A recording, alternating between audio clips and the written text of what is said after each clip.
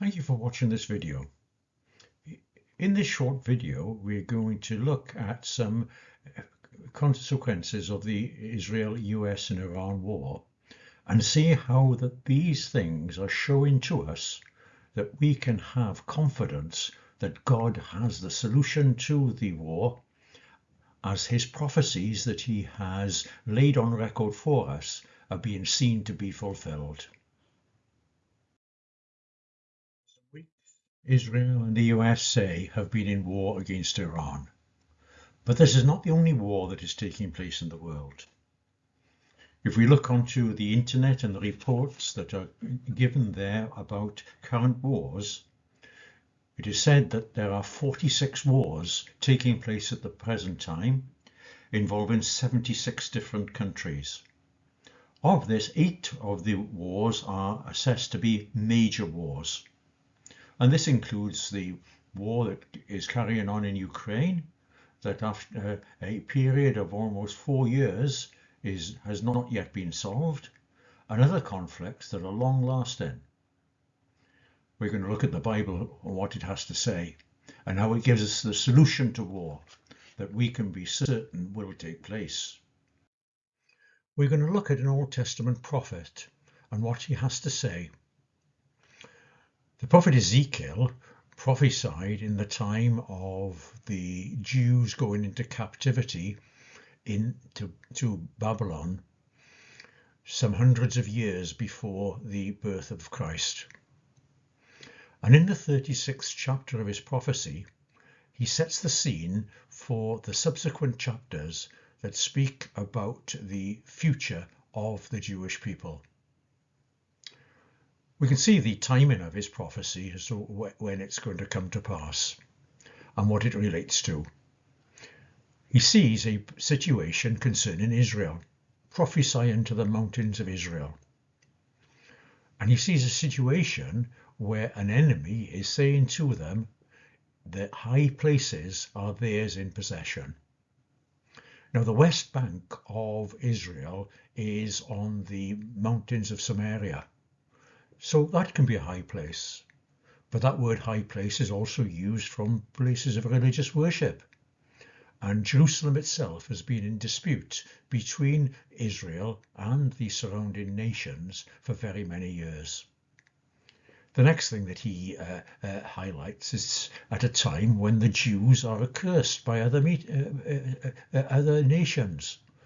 They would be taken up in the lips of talkers and are an infamy of the people. And isn't it true that anti-Semitism has increased substantially over the course of the last year or two because of what has been happening concerning Israel and its neighbours? It talks about it being a time when the Israel are brought back to the land. And in verse 10 of that 36th chapter, he speaks of them multiplying men upon the land, all the house of Israel, even all of it, and cities inhabited and waste shall be builded. And certainly in recent years there has been the development in Israel of housing, and Jews have returned there. And verse 24 speaks of that return when it says they will be gathered from the heathen. So at the very outset of this section in Ezekiel's prophecy, we can see that it has a fulfillment that we have seen in recent years. That fulfillment gives us confidence that this prophecy, as all Old Testament prophecies, will be fulfilled in the last detail. So what is happening today and what has changed in recent years? Well, we've got Israel and the USA presenting a military challenge to Iran. Yet, not so long ago, the US Defense Intelligence Agency concluded that it would be 10 years before Iran would be able to produce an arsenal of missiles that could reach the United States. And yet now we have Iran saying that that is possible. And we have the situation which was unthinkable when President Biden was in power over America, that the US would go into battle against Iran. Now, the same prophet in the 38th chapter sees nations that are opposing each other at the time before there is conflict in the Middle East. And it's that section of the prophecy that we're going to focus on for a few moments. We're going to look at the 38th chapter of Ezekiel, which shows a situation which is in being before there is a very major conflict in the land of Israel. And at that time, there will be two groups of nations which will stand in opposition. One is seen in those terms Gog, the land of Magog, the prince of Rosh, Meshech, and Tubal. And what we will see is this consists of Central Europe and Russia. Together with them, we have Persia, which we know to be Iran. And against them, we have Sheba and Dedan, which we will suggest as Saudi Arabia and the Gulf states, and the merchants of Tarshish and with all the young lions thereof, which we will say will include the USA. And they ask a question of those nations that come against the land of Israel and say, art thou come to take a spoil? Now that's what the Bible is telling us to expect, as we shall see in a few moments. Now Ezekiel 38 spoke of Tarshish. So who or what was Tarshish in the past? Well, Isaiah 66 shows that Tarshish was a country far from the land of Israel. They were afar off, and that it was a nation into which Jews would escape. I will send such escape of them into the nations too, and Tarshish is included. Ezekiel 37 says that this Tarshish is a merchant, and as a merchant it supplies various commodities to the land of Israel, including tin. It also supplies other goods. And verse 25 says that it is a nation that is famed for its shipping. So what nation corresponds with Tarshish? During the time of the establishment of the State of Israel, there were very many Jews who, after the Holocaust, returned to the land.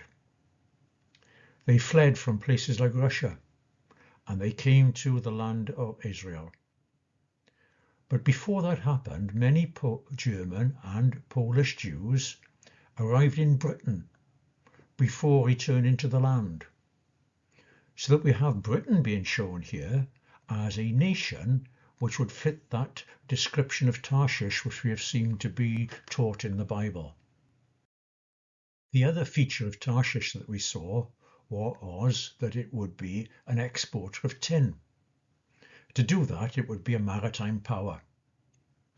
And what has been seen in recent years? Well, research has taken place that tin found in Israel, ancient tin, has links to Cornish tin mines, indicating that that tin may have been exported from the UK to the land of Israel. So this would fit with the prophecy that this is the UK that is being talked about, because it too is in its history has been a very substantial maritime power. But the prophecy talked about the young lions of Tarshish. So we have an old lion and we have young lions. Well, as far as the UK is concerned, there are those nations, English-speaking nations, that have descended from the UK inhabitants. And the most significant of those is the USA. Now we saw that Tarshish was to be a place which was a maritime power, but it was also to be a place where Jews would be scattered to. And we see there how it's stated for us that over 2 million Jews landed in America between the late 19th century and 1924. And so we have that there are over 7.5 million Jews in the US today. A huge number of Jews have emigrated to the US. And what about the US being a maritime power? Well, look what is said about it, and we have seen this in the events in the Middle East. It's got the world's largest aircraft carrier fleet. It's the world's premier maritime force. It's got the largest navy in the world. And it is undoubtedly a maritime power. So as far as the young lions of Tarshish are concerned, we see that the prophecies of the Old Testament show that this indicates features which are seen clearly in the USA today. Now Ezekiel showed to us that allied with the young lions of Tarshish would be Sheba and Dedan. Well, what nations are Sheba and Dedan? We're looking at Wikipedia, we find that Sheba or Saba was part of Saudi Arabia. Dedan, the same source tells us, was part of Saudi Arabia. So we're looking at nations in the Saudi Arabian peninsula. And what has happened in recent months? Remarkably, the Saudi Arabians have allied themselves and have supported the US in the action against Iran. Washington Post reported that Donald Trump's decision to attack Iran came after the Crown Prince Mohammed bin Salman's request. What a difference a few years makes. In 2023, a diplomatic agreement was reached between China, Saudi Arabia and Iran.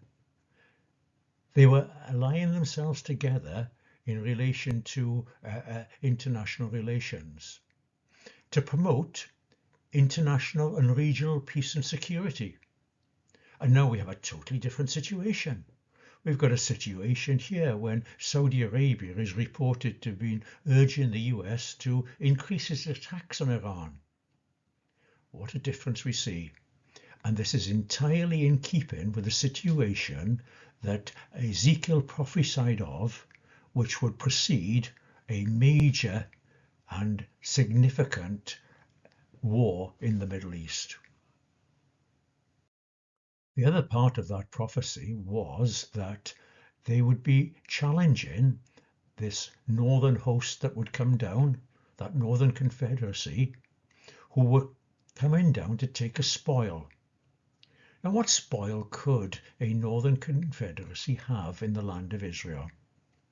Well, Israel does have gas and oil resources, but in addition to this, in the last few weeks, we have seen that the Gulf states, in order to be able to avoid the Persian Gulf and the Straits of Hormuz, are considering a new oil pipeline to the Mediterranean to be able to get their product to Western countries. And where is that particular pipeline going to go to in the coast of the Mediterranean? But to Haifa in Israel. So it is quite credible that there is a spoil here that any aggressor would want to acquire. Our examination of Ezekiel's prophecy and a comparison between the nations that are confederate in opposing a northern aggressor, we have seen that these nations are now nations that there is more likelihood of fulfilling this role. So what of those to whom they oppose? Well, those nations are stated by Ezekiel as being Gog of the land of Magog, the prince of Rosh, Meshech and Tubal, and with those countries there's Persia, Ethiopia and Libya. Well, we know about Persia because Persia's Iran, but how about the others? Well, Herodotus, a historian who wrote in around 440 BC, concluded that Gog and Magog were Central European countries covering an area that extended then eastwards into Russia. Bocard in the 1600s looked at the Rosh and Meshech, and his conclusion was that these nations, the current day equivalents, were the Muscovites. Now, Muscovites, they gave their name to Moscow and to Russia itself. And as far as Tubal, if we look that up on Wikipedia, it tells us it's an ancient Georgian tribal designation. So that all of those nations together are spanning Eastern Europe, moving into Central Europe and Iran. We've seen Ezekiel prophesying of Gog, Magog, the prince of Rosh, Meshech and Tubal, and we have seen how that ancient historians show us that these are nations which occupy the Central Europe and Russia. And we have seen also that these are opposed by others. Look at the northern ones. What has gone on in the last month? We have seen that the Central European nations are now not supporting the USA in this conflict. In fact, they are opposed to much of what the action is being taking place. In so doing, they are moving closer to a situation where they have a common view with Russia, something that we may not have thought was possible a month or two ago. And it's the same with the southern nations, as we have seen now in what we have looked at and what's been going on in the world. We wouldn't have thought that those nations could be confederate together at any point in time. And Iran is in the middle of it. And so we see that this prophecy is coming towards a fulfillment. And God is showing to us the certainty of that prophecy by these small steps in its fulfillment. So what else does God prophesy? Well, God prophesies of a wonderful future for the earth. He prophesies in the Psalms, in Psalm 72, that he will intervene in world affairs by sending Jesus to set up God's kingdom upon the earth. In that day, an abundance of peace will be in the earth. The Lord Jesus will have dominion from sea to sea and from the rivers to the ends of the world. His enemies shall lick the dust. The kings of Tarshish and of the isles shall bring present. The kings of Sheba and Seba shall offer their gifts. All kings shall fall down before him. And the quality of that rule is such that he will deliver the needy when he crieth, the poor also, and him that hath no helper. We see a wonderful picture of a future. And this is being prophesied in the Bible. And all that we have seen in the events over the course of the last few weeks gives us confidence that this is really going to happen. What are we going to do about it? Well, we can look into the pages of Scripture and we can see how we can have a part in that peace that God is certain to bring about upon the earth. We hope that you enjoyed this video, and if you did and would like to learn more about the Bible, join us on Sundays at 10:15 for further Bible talks. You're welcome to join us in our hall in Nicholl Street, Swansea, or to listen online.